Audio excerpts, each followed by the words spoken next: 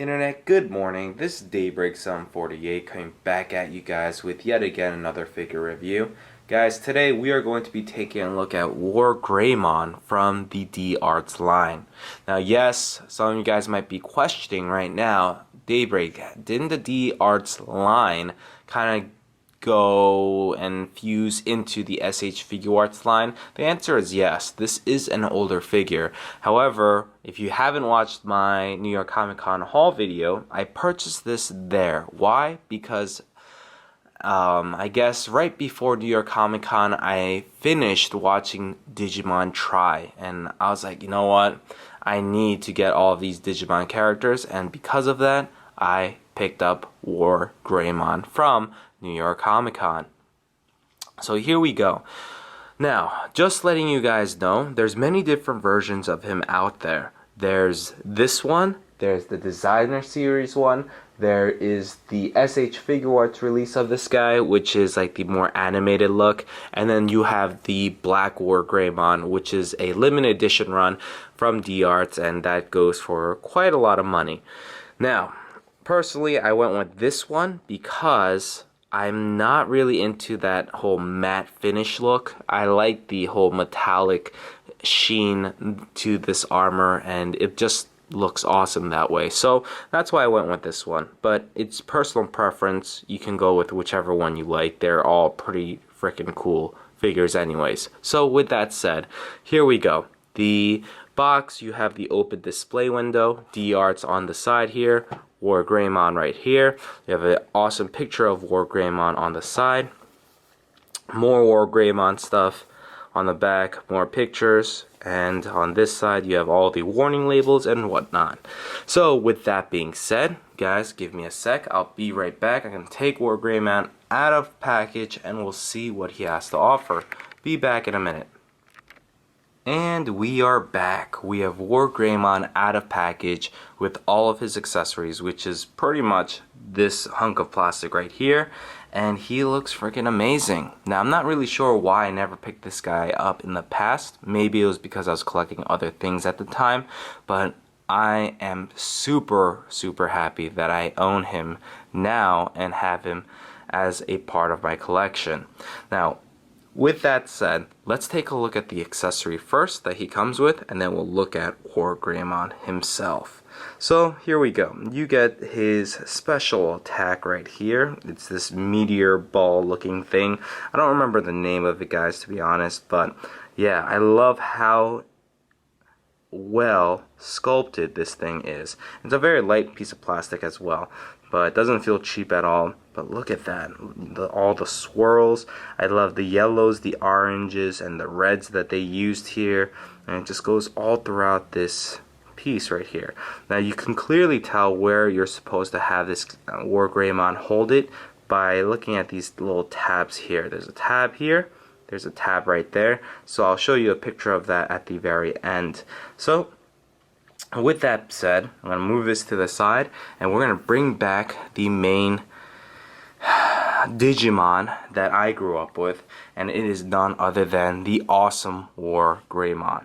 Now, first thing you're going to notice is Daybreak. This thing is a tiny figure. I mean, if you compare that to my hand, he's smaller than my hand, literally. He is very small, and for such a small figure, they incorporated so much detail into this. So, real quickly, let's take a look at Wargreymon close up. The eyes are done nicely. I love the blacks right here. The sheen that these metallic bits give off, it's just a nice contrast to his very matte finish orange skin color, so that's pretty cool. Like this piece right here has that nice glossy paint. The chromed out claws of his look freaking amazing. I mean, the color contrast that this guy has is freaking epic. I love it. Now, the s.h.figuarts release of this guy just recently, it's all this type of paint right here. So it has none of this nice gold. It has all this matte finish, and I feel like it's just too much matte. But some people might like that one more than this one. So it's personal preference once again. Now you do have to be careful, guys, with this figure, because if you're holding this figure maybe on the horn here, you can definitely snap that, or this piece right here, or maybe the claws, or any of these little jagged pieces. Be careful, because if you tweak it the wrong way, you can definitely snap it. So with that said, continuing on with the detailing of the figure, the chest looks awesome. The crotch piece looks great. I mean, the armor bits on this guy look fantastic. If I swing this guy over to the back, you have the crest right here. And yes, you can combine these two because they're on ball joints. So that's pretty cool. The hair is done nicely for such a small scale figure. And it looks spot on. I don't see any paint defects anywhere. This guy is perfect when it comes to paint. Articulation, the head can look down, but can't really look up due to the fact that his hair is sculpted this way. The head can look left and right. The arms, actually before I go to the arms, the shoulders are on this little hinge, so this shoulder armor won't get in the way for the most part. The arms can go out that far, can fully rotate if you wanted to. Has the double jointed elbows right here.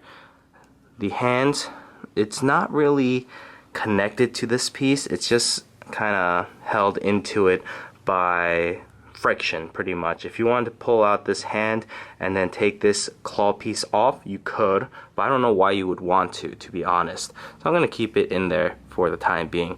The claws don't have any articulation, but they're there, and that's pretty freaking cool. The ab crunch, or the upper diaphragm joint, can look that far down, which is decent. Can not really look back, so that's unfortunate, but that's okay.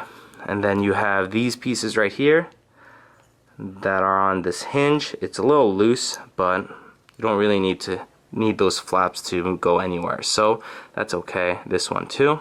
The legs can go out, has double jointed knees, which is great, and then the feet have all the articulation you could ever want, so looking freaking badass. And then lastly, on the back, like I mentioned, these are on a ball joint, so you can maneuver it whichever way you like. So there you guys have it. We have Wargreymon, and he is amazing. If you are a fan of the new Digimon Tri movie series, or if you're just a Digimon fan, I don't know why you would not pick up this figure. I am a little late to the party, but I do not regret this purchase at all. He looks phenomenal, and yeah, it's great. Now real quickly, just to show you guys how you can put that piece, the accessory piece, here are the little grooves. You just literally line them up like that and like that, and there you have it. You have Wargreymon ready to use his special attack on his foes, and he looks awesome. So guys, there you have it. This was the review on d.arts Wargreymon. I hope you enjoyed. If you have any questions, please leave it in the comment section down below. And until next time, guys, this is Daybreak 748, and I'm signing out. Peace out, guys.